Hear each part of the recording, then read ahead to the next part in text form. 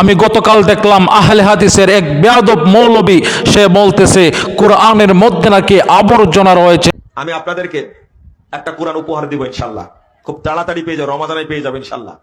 কোরআনের মধ্যে এই বেদাতি মুল্লারা যে কিছু আবর্জনা ঢুকাইছিল, এইগুলো আমাকে বের করে পরিষ্কার করতে সময় লাগছে, আলহামদুলিল্লাহ 4-5 বছর লাগছে, এরপরও বের হয়েছে। নাউজুবিল্লাহি মিন যালিক, সেই আবর্জনা পরিষ্কার করতে নাকি তার 5 বছর সময় লেগেছে। নাউজুবিল্লাহি মিন যালিক।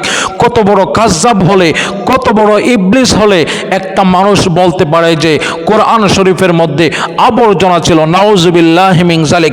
আল্লাহ রাব্বুল আলামিন এই কোরআনের ব্যাপারে কি বলেন? আল্লাহ রাব্বুল আলামিন কোরআনের শুরুতেই আল্লাহ রাব্বুল আলামিন বলেন আলিফ লাম মিম যালিকাল কিতাবু লা রাইবা ফি।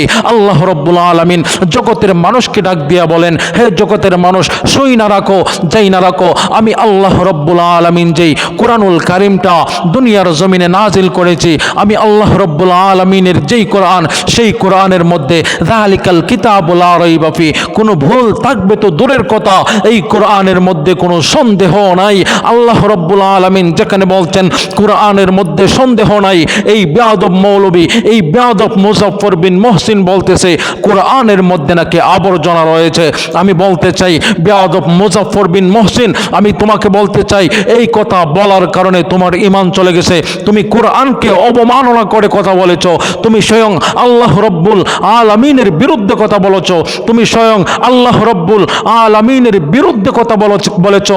যে কোরআনে কারিমের ভুল ধরতে পারে, যে বলতে পারে কোরআনুল কারিমের মধ্যে সমস্যা আছে, যে বলতে পারে কোরআনুল কারিমের মধ্যে আবর্জনা রয়েছে, সে কোনোদিন ইমানদার হতে পারে না, সে নিঃসন্দেহে বেয়াদব। আল্লাহ বলছেন কোরআনের মধ্যে ভুল নাই, আল্লাহ বলছেন কোরআনের মধ্যে কোনো সন্দেহ নাই, ভুল থাকবে তো দূরের কথা, কোনো সন্দেহ নাই। আল্লাহ রাব্বুল আলামিনের কথা উল্টায়া এই বেয়াদব মুজাফফর বিন মুহসিন বলতেছে যে এই কোরআনের মধ্যে নাকি আবর্জনা আছে। আবার সে বলতেছে এই কোরআনের আবর্জনা পরিষ্কার করতে নাকি তার 5 বছর সময় লেগেছে। নাউজুবিল্লাহি মিন যালিক, নাউজুবিল্লাহি মিন যালিক। এই কথা কোনো মুসলমানের বাচ্চা বলতে পারে না, এই কথা নিঃসন্দেহে ইহুদের দালালরা বলতে পারে, এই কথা নিঃসন্দেহে ইয়াজিদের দোসররা বলতে পারে, এই কথা নিঃসন্দেহে কাফের বেঈমান মুনাফিকরা বলতে পারে, এই কথা কোনোদিন মুসলমানের মুখ দিয়ে বের হতে পারে না। আমি মুজাফফর বিন মুহসিনকে বলতে চাই, তুমি প্রকাশ্যে তাওবা করো। তুমি যে বলেছো কোরআনুল কারীমের মধ্যে আবর্জনা আছে, এই কথা বলার কারণে তুমি কাফের হয়ে গেছো। আমি তোমাকে কাফের ফতোয়া দিলাম, তুমি হচ্ছে আমার ফতোয়া উল্টাইবা, না হয় তুমি আমার সাথে বসবা। তোমার কত সাহস আছে, তোমার কত হিম্মত আছে, দেখবো তুমি আমার সাথে বসবা, আমার সাথে বসে তুমি প্রমাণ করবা কোরআনুল কারীমের মধ্যে আবর্জনা রয়েছে। নাউজুবিল্লাহি মিন যালিক। মানে কত বড় বেয়াদব হলে কোরআনুল কারীম নিয়ে এই কথা সে বলতে পারে। নাউজুবিল্লাহি মিন যালিক, নাউজুবিল্লাহি মিন যালিক। তাকে আমি কি বলবো? আহলে হাদিসের যত মৌলবী আছে, লা মাযহাবী বা জামাতের যত মৌলবী আছে, তারা দেখছি রাসূল করিম সাল্লাল্লাহু আলাইহি ওয়াসাল্লামের শানে বেশি বেয়াদবি করে, কোরআনের শানে বেয়াদবি করে। আরেকবার আমি আরেকটা ভিডিও দেখলাম তার, এই মুজাফফর বিন মুহসিনের, সে বলতেছে যে কোরআনুল কারীমের সূরা বুরুজ নাকি জাল। নাউজুবিল্লাহি মিন যালিক।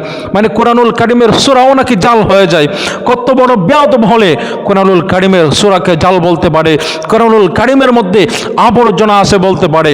আর তাদের ভক্ত যারা রয়েছেন, তাদের আশেক যারা রয়েছেন, হ্যাঁ, তাদের নরম নরম কথা শুনে যারা পাগল হয়ে যান, আত্মহারা হয়ে যান, আমি আপনাদেরকে বলতে চাই, আরে বাবা, আপনারা কি পাগল হয়ে গেছেন?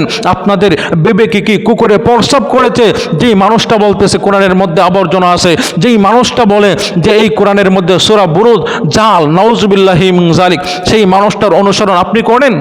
সেই মানুষটার অনুসরণ যদি আপনি করেন, আমি এই কথা বলার পরও যদি আপনি সেই মানুষটাকে তালাক না দেন, আমি মনে করি তার সাথে ঈমান আপনারও চলে গেছে।